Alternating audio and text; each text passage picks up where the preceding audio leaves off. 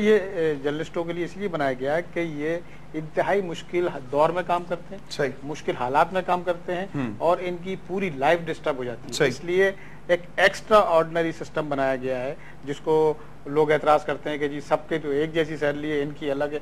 अलग नहीं है, हालांकि उसमें हम बाउंड हो गए, हम फंस गए हैं। सबसे मिनिमम वेजेस जो है फिक्स की जाती है वहां पे, सही, कोई हाईएस्ट पे नहीं की जाती है। अब इस सूरत हाल में अगर जर्नलिस्ट जो है उसके बावजूद भी अपनी जिम्मेदारी निभाने की कोशिश करता है तो ये उसकी, मैं समझता हूँ, बड़ी हिम्मत की बात है।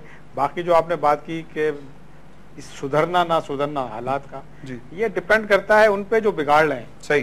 फरहान साहब, हमने अदलिया की बात की, जो 10-11 साल जो हमें वो उस फैसले का इंतजार करना पड़ा साफियों को, क्या समझते हैं कि जिस अदलिया की बहाली के लिए मीडिया ने फ्रंट लाइन का किरदार अदा किया, फ्रंट पे आके सारा कुछ किया, मीडिया ने जजेस की बहाली के, क्या आप उससे तवक्को रखते हैं कि वो साफियों की बेहतरी के लिए ये जो फैसला, जिस तरह के 11 साल लगेंगे, अगला कोई फैसला आके साफियों के लिए आएगा तो वो कितने साल बाद आएगा?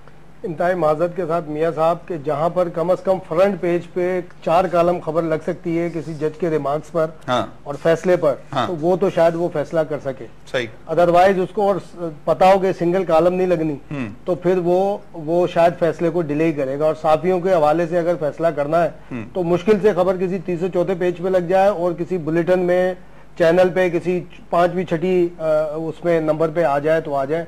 उसूली तौर पे उनको ऐसा ही करना चाहिए। ये नहीं देखना चाहिए कि किसने सफ़े अव्वल का किरदार अदा किया, कौन आखिरी सफ में था। हकाइक के साथ उन्हें फैसले करने चाहिए, आगे बढ़ना चाहिए। और दूसरी बात ये होती है, ये मामलात होते हैं सारे के, जब एक चीज सामने आती है, जैसे साफत, अब बड़े चैनल हैं हमारे यहाँ, जो हुकूमत है या दूसरे जो लोग हैं, उन्होंने भी एक वतीरा ये बना रखा है कि जो एंकर उन्हें सबसे ज्यादा गाली देगा, सबसे ज्यादा बुरा भला कहेगा, उसको ही सबसे ज्यादा फैसिलिटेट करेंगे। जब दूसरा देखता है कि यार ये गाली दे रहा था, इसको ज्यादा फैसिलिटेट किया, वो भी शुरू हो जाता है। फिर ऐसे हो जाता है। फिर बड़े बड़े मीडिया हाउसेज है।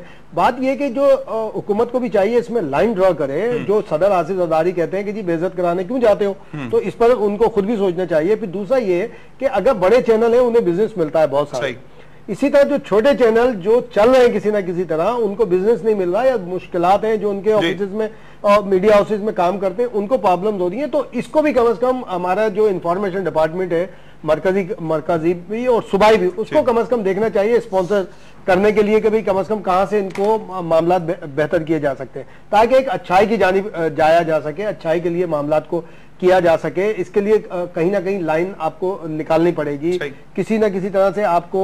अब देखिए ट्रेनिंग है मिसाल के तौर पे, या हम ये कहते हैं वार और टेरर में पाकिस्तान है, तो हम तो 12 आर्मी चीफ साहब से अपील कर चुके हैं कि हमारे वो साथी, खास तौर पे कैमरामैन, फोटोग्राफर जो फ्रंट लाइन पे आपके साथ होते हैं, ट्राइबल एरियाज में होते हैं या शहर में दहशतगर्दी की वारदातें होती हैं, सबसे आगे वो जाते हैं फुटेजेस के लिए, फोटोज के लिए। हम तो चलो फिर भी बंकर में बैठे होते हैं रिपोर्टर आजाद, या बाद में हम एक सेफ साइड पे होते हैं। उनकी कोई ट्रेनिंग होनी चाहिए, उनको कम से कम आप फैसिलिटेट उन्हीं को कर लें। फिर लाइफ इंश्योरेंस की, जैसे जमाली साहब यहाँ बैठे हैं, इनके हवाले से, और मरकज में ये मौजूदा हुकूमत ने एक 10 करोड़ रुपए का एक फंड बनाया, यहाँ सिंध में हमारे कराची के अंदर 5 करोड़ रुपए का एक फंड बनाया। ये अच्छी बात है, ये सारी चीजें, लेकिन हमें ट्रेनिंग की भी जरूरत है। उसके लिए मैं अगेन आर्मी चीफ साहब से गुजारिश करता हूँ कि जो हमारे लोग हैं, खासतौर पर कैमरामैन और फोटोग्राफर हैं, उनको आप ट्रेनिंग करवाएं। उनको जो भी फैसिलिटेट कर सकते हैं कि वो दहशतगर्दी की वारदातों में जब कवरेज के लिए जाएं तो क्या चीज मेजर्स लें, क्या मामलात होने चाहिए, लाइफ इंश्योरेंस होनी चाहिए। भले आप ये करें कि जो अपने फराइज की अदायगी के लिए इवेंट पे जा रहा है, वो अब इस तरह का सिस्टम निकाले कि ऑटोमेटिक जो इवेंट पे जा रहा है उसकी लाइफ इंश्योरेंस जो है वो हो जाए। पता चले जी कैमरा तो इंश्योर्ड होता है, उसके पीछे जो एक इंसानी जान है, गोश्त पोस्ट का इंसान है जिसके पीछे पूरा एक खानदान मौजूद है, वो वहां पर आपको इंश्योर्ड नहीं मिलता। तो ये कहीं ना कहीं लाइन, ये मामलात को लाना पड़ेगा। और फिर जहां पर ये आज़ादी सहाफत की बात हो तो वहाँ एहतसाब की भी बात हो। एहतसाब हम लोग खुद भी करते हैं, जैसे हमारे दोनों हमारे सदूर साहबान बैठे हैं या हमारी कम्युनिटी के लोग हैं, हमारे ऊपर जो PFUJ के लोग हैं, हम आपस में हम देखें खुद एहतसाबी कर रहे हैं ना, अपने दोस्तों को, अपने साथियों को हम खुद बोल रहे हैं कि कहाँ वो गलत है, हम एहतसाबी करते हैं। लेकिन इस मामले में सरकार वाली साइड को भी और दूसरे जो एंड हैं उनको भी कम से कम सोचना चाहिए कि किस तरह के मामलात को ऐसे लाया जाए। ठीक है जमाली साहब, एक चीज बताइएगा, आजादी सहाफत को आजादी सहाफत बराए फरोख्त नहीं बना दिया गया हमारे यहाँ? देखिए ये इसी चीज का तो आज होना है कि कुछ मीडिया हाउसेज ने, जैसा कि मैंने आपको पहले बताया, कि उन्होंने हमें सहाफत का उतना स्पेस दिया है जो उनके इश्तिहारात, जो उनके उल्टे सीधे इश्तिहारात भी ऐसे वाहियात इश्तिहारात आजकल छपते हैं, लेकिन चूंकि बिजनेस दे रहे हैं वो पैसे दे रहे हैं, तो उसमें से जो स्पेस बचता है उससे हम सहाफत करार देते हैं। और उस सहाफत में भी फिर उन्हें जो हुकूमत या अपोजिशन में जिनको ब्लैकमेल करना होता है उनकी वो फ्लैश कर देंगे खबरें। अब आजकल तज्जिए, आपने पहले कभी नहीं सुना होगा कि तज्जिए और तबसरे साफ़ी कर रहा हो और वो फ्रंट पेज पे खबर की सूरत में शाया हो रहे हों, लेकिन अब बदनसीबी से फ्रंट पेज पे आप देखें तो तज्जिए तबसरे, एक रिपोर्टर की 3-3 बाइलाइनें, और ये अजीब व गरीब एक तमाशा बनाया गया है। तज्जिया तबसरा जो भी करना होता था वो किसी मजमून में करते थे, आर्टिकल में करते थे, जो भी इदारा अगर आप उसको पॉलिसी देनी है तो अपने एडिटोरियल में देता था। लेकिन अब ये इसको एक मजाक बना दिया गया है कि अगर हमें किसी को टारगेट करना है तो जो हमारे दिल की ख्वाहिशात हैं वो हमने अपने उस तबसरे में, तज्जिए में लिख दी, ये सोचे समझे बगैर कि मुल्क की किस शख्सियत के बारे में क्या लिखा जा रहा है, उससे आपका इंटरनेशनल इमेज क्या होगा, उसकी वजह से आपके मुल्क पर असरात क्या मरतब होंगे। क्राइम पूरी दुनिया में होता है, लेकिन जिस तरह क्राइम की हम फरोग देते हैं, मैं तो ये कहता हूँ कि एक अगर कहीं खुदा ना खास्ता जख्मी हो गया या कोई जांबाक हो गया तो उसको इतनी दफा नशर करेंगे और इतनी दफा उसको दिखाएंगे कि ऐसा मालूम होगा कि जैसे खुदा खास्ता पता नहीं क्या हो गया। इससे ज्यादा क्राइम जो है वो न्यूयॉर्क में होता है, इससे ज्यादा क्राइम दुनिया के और अफ्रीकन कंट्रीज में होता है, लेकिन उनके बारे में आपने कभी नहीं सुना होगा। सही। इससे ज्यादा पेचीदा सूरत-ए-हाल मैं समझता हूँ कि इंडिया की भी है, सही, लेकिन वो कभी अपनी इन चीजों को सामने नहीं लाते और आपके सामने वो ऐसा मंजर पेश करते हैं कि आप वाह वाह सुभान अल्लाह कर रहे होते हैं। अच्छा तारिक साहब, एक चीज मैं बताऊं, ब्रेकिंग न्यूज की आड़ में जो हमारे यहाँ अवाम को बेवकूफ बनाया जाता है या अवाम के साथ को टीज किया जाता है कि गाय गिर गई है गटर में तो उसको ब्रेकिंग न्यूज इस तरह चल रही है कि तमाम चैनल उसको ब्रेकिंग न्यूज चला रहे हैं।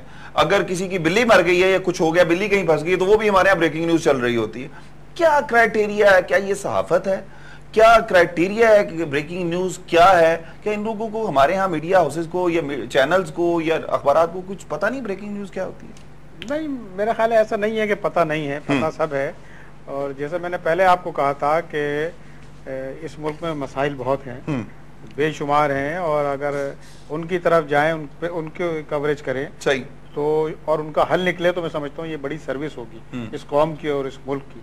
लेकिन शायद मैं समझता हूँ कि हमें एजेंडा जो दिया गया है मीडिया हाउसेस को या हुकूमत भी, मैं समझता हूँ कि किसी हद तक इसमें इन्वॉल्व है कि वो इन चीज़ों को चेक नहीं कर रही है। तो वो एजेंडा ये है कि डाइवर्ट करके रखें चीज़ों को। बिल्ली कहीं फंस गई तो बिल्ली तो निकल जाएगी आधे घंटे में, 1 घंटे में, 2 घंटे में। लेकिन बात यह है कि वो जो 2 घंटे आपने ज़ाया किए, उस 2 घंटे में आप कोई अच्छी चीज़ दिखा सकते थे लोगों को, आप लोगों के कोई मसाइल हल करने पे कोई डिबेट करा सकते थे। बेशुमार ऐसी चीज़ें हैं, एजुकेशन, हेल्थ, इतने बुरे हालात में हैं हम कि उस पर बात नहीं हो पा रही है। अब आप देखिएगा, यानी इतनी खतरनाक बात है कि बेशुमार स्कूल हैं जहां जनाब कौमी तराना नहीं पढ़ाया जाता। सही। इस पे कोई डिबेट नहीं करता, इस पे कोई प्रोग्राम नहीं करेगा, इस पे कोई बात नहीं करता। एक चीज मैं आप लोगों से सबसे पूछना चाहूंगा कि जी इंडिया में अलहदगी की मोर देन कोई 47 के करीब जो है बड़ी बड़ी तहरीकें चल रही हैं, जिनमें कत्लेआम तो बहुत नॉर्मल सी बात है वहां हो रहा है, लेकिन हमारे यहाँ बलूचिस्तान में कुछ भी नहीं है। थोड़े बहुत जो हालात खराब हैं उसको इतना मीडिया पे प्रोपेगेंडा उसका किया गया है कि जी बलूचिस्तान सुबह अलग हो जाएगा, शाम को अलग हो जाएगा।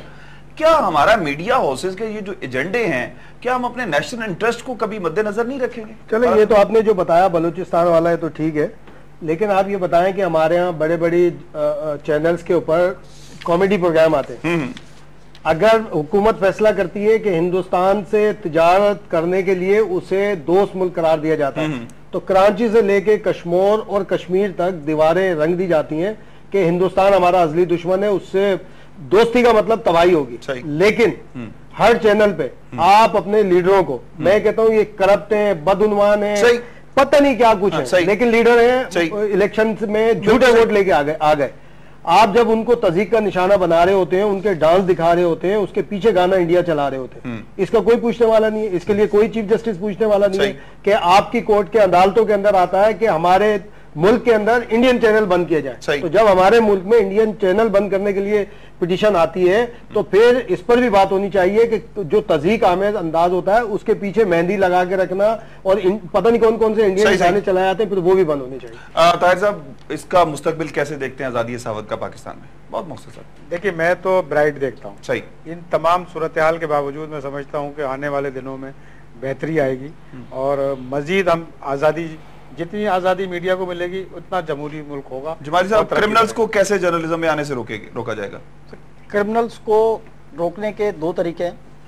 एक कि वो सहाफ़ियों को उनके हुकूक फौरी तौर पे जो उनके हक बनते हैं वो दिए जाएं और उन पर वॉच रखी जाए। अगर कोई भी आदमी किसी एक्टिविटी में इन्वॉल्व होने की उस इदारे को रिपोर्ट मिलती है तो उसे फौरी तौर पर फारिग भी कर दें और साफ़ी तंजीमों को उसके बारे में, उसके हक़ाइक़ के बारे में बताया भी जाए ताकि साफ़ी तंजीमें खुद भी उसके खिलाफ कार्रवाई कर सकें। लेकिन यहाँ पे ये सूरत हाल है नहीं।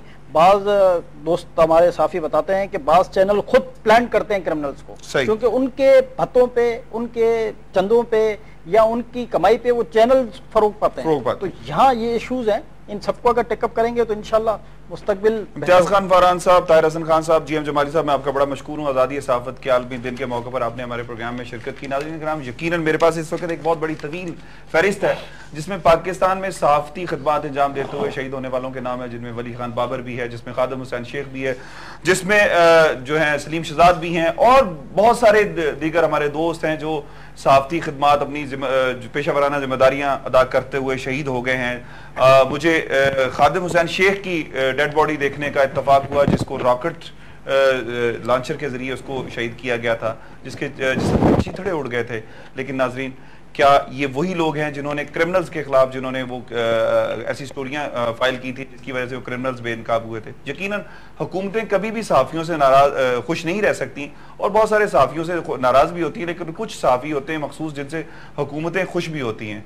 यकीनन इन लोगों को भी देखना होगा कि पाकिस्तान में सहाफ़त का मुस्तकबिल या आलमी सतह पर अगर सहाफ़त का मुस्तकबिल देखा जाए, पाकिस्तान में मसाइल, मुश्किलात, मसाइब के बावजूद जो सहाफ़ी हमारे खिदमात अंजाम दे रहे हैं वो यकीनन लायक तहसीन है। हमारा उन तमाम सहाफ़ियों को जो इस फील्ड में मुश्किल हालात में सहाफ़ती खिदमात अंजाम दे रहे हैं, अगर लहरी ऑपरेशन को ही देखा जाए तो इस वक्त तक कोई 3 से 4 जो सहाफ़ी हैं इसमें भी जख्मी हो चुके हैं। इन सबको हमारी तरफ से हमारा सलाम है कि जो इतने मुश्किल हालात में सहाफ़ती खिदमात अंजाम दे रहे हैं। इसके साथ ही अपने मेज़बान मियां तारिक को इजाज़त दीजिए।